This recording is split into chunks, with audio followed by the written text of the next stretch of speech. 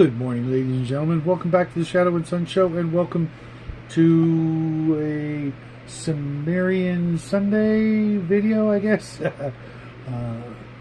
Still continuing the Cimmerian September, and as you can see from the title down below, we're talking about red nails from the Sword of Conan. I actually skipped ahead because I'm still not done with the Pool of the Black One, but I'd already read Red Nails this month, actually several times, to be honest. Once here and once the Savage Sword of Conan version, which I kind of like that one better just because of the artwork. But let's get into it, shall we? Conan and Valeria, having escaped Valeria's attempted SA by a character prior to the story, the two of them meet, and while Conan is trying to, hook up with her as well, he goes about it a little bit differently, but I think she was just a sort of a proto-Red Sonja character. But I'll actually, hopefully, if there's time, I'll be doing a little special Red Sonja thing. Although I may wait and do that in November, depending. We'll see what I can get done in this month. But the two of them find themselves in the jungle, being chased by what they call a dragon, but it's more of a hybrid between I want to say a Stegosaurus and I forget the other kind of dinosaur, but they're stuck up on a big giant precipice, and the dinosaur is trying to get them there out of food and water. But Conan, of course, finds some poison fruit, uses it to cover his spear, coat the tip of his spear, and gets the dino to take a bite of the spear, I guess, and it perishes right before it has the opportunity to eat them. Then off in the distance they spy a strange-looking castle. They figure they'll go and try and seek help there, only to find that it's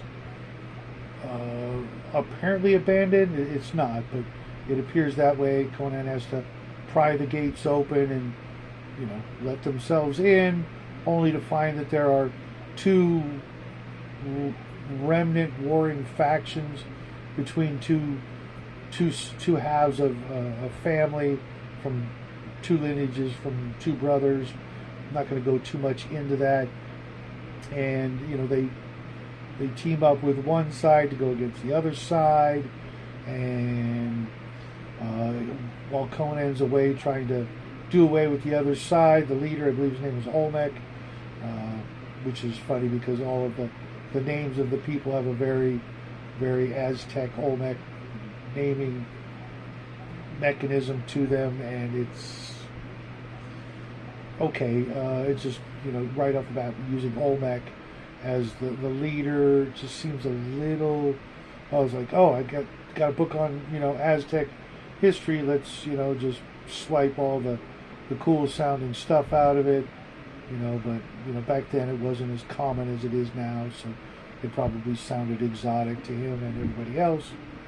And while Conan and some warriors are away, Olmec tries to, have his way with Valeria, but she's rescued by, what was her name? I wrote it down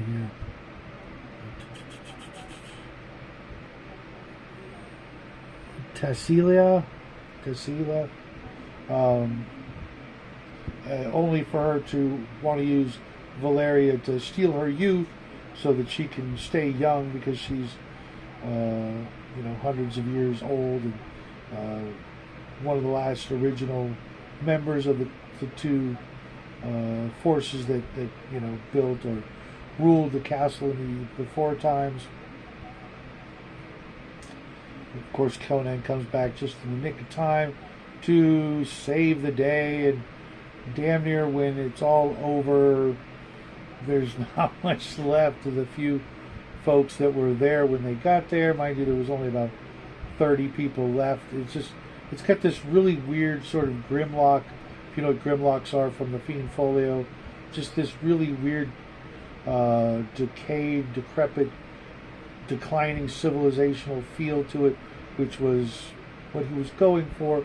Howard liked to talk about the decline of civilizations and the degradation and the debauchery that, you know, came with such things, you know, with the fall of Rome and other nations and empires throughout history.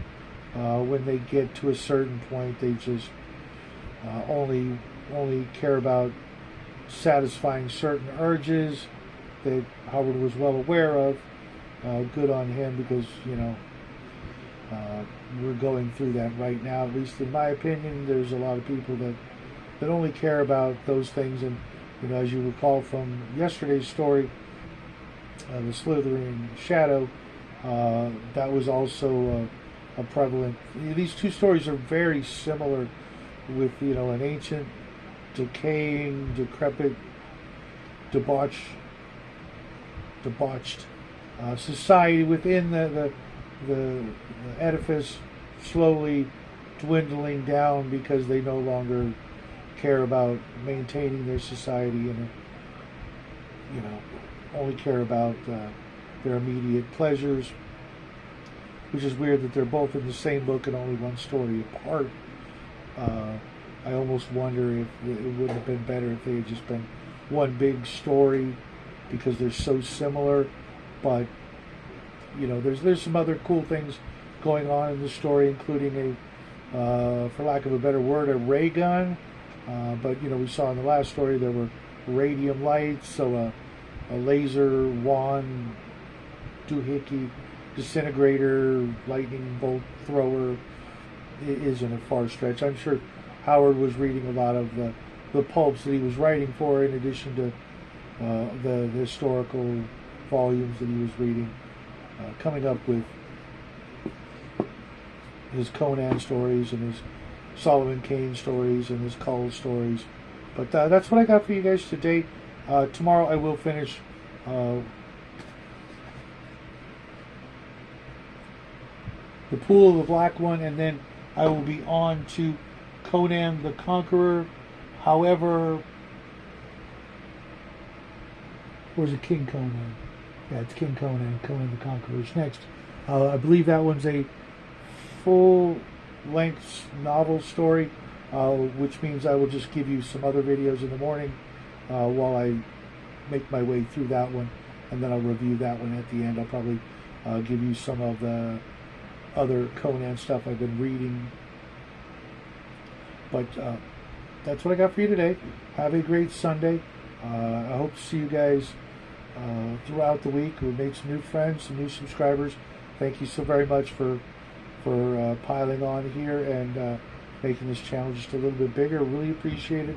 Of course, I appreciate all my regular friends and family and loved ones out there doing their part as well to make doing this all the more easy. I hope you guys have a great week. We love you all, and until then, happy trails.